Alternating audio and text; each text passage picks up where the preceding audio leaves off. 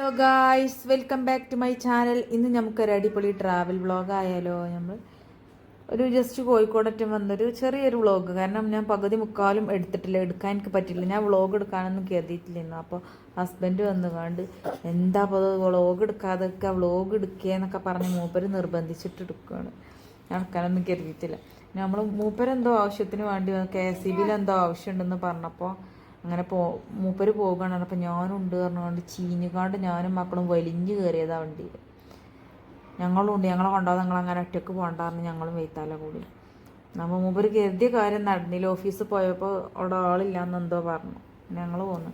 അവിടുന്ന് പോന്നു നേരെ ഹൈലൈറ്റ് മാൾക്ക് പോന്നു. അവിടെ ഒരു പാർക്ക് ഉണ്ട്, എന്താ DJ കേട്ടിട്ടുള്ളൊരു സംഭവം. കുട്ടികൾക്ക് എൻജോയ് ചെയ്യാമല്ലോ, എന്തോ സംഭവമാണ്. അവിടെ ചാടി കളിക്കുക, ഡാൻസ് കളിക്കുക, അങ്ങനെയൊക്കെ ഓരോ സംഭവങ്ങൾ. അപ്പോൾ ഒരു പ്രാവശ്യം അവർ അങ്ങോട്ട് കൊണ്ടുപോയിരുന്നു. അപ്പോൾ അന്ന് ഓൾക്ക് നല്ല ഇഷ്ടമായി. കാരണം ഹാമിക്കൊന്നും അങ്ങനെ പാർക്കിലൊന്നും കളിക്കണം ഇതുവരെ എന്താണെന്ന് അറിയില്ല.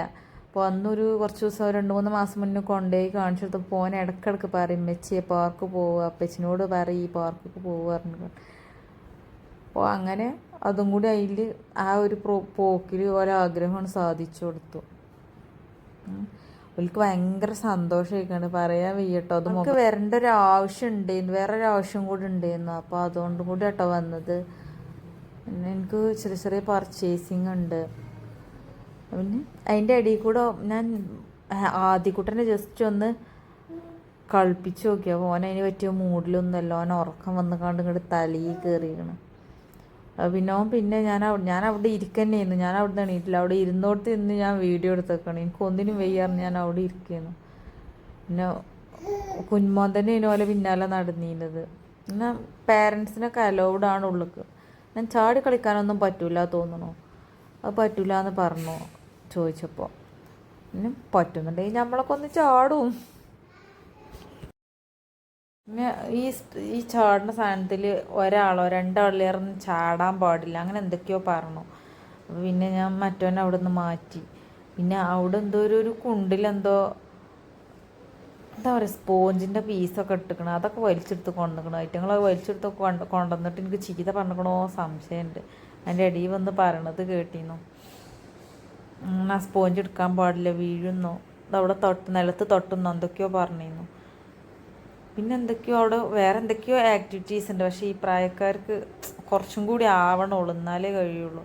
പിന്നെ ആ ഒരു ഹൈറ്റിൽ ഇങ്ങനെ സ്റ്റെപ്പ് കയറിയിട്ട് ഹൈറ്റിൽ പോയി നിൽക്കുന്ന ഒരു സംഭവമൊക്കെ ഉണ്ട്. പക്ഷെ അതിൽ അവളെ കയറ്റി നോക്കിയപ്പോൾ അവൾ കയറിയതിന് ശേഷം പിന്നെ അവർ കയറണ്ടെന്ന് പറഞ്ഞു. എന്തോ കംപ്ലൈൻറ്റ് എന്തോ ആണ് തോന്നുന്നു, അവർ കയറണ്ടെന്ന് പറഞ്ഞു.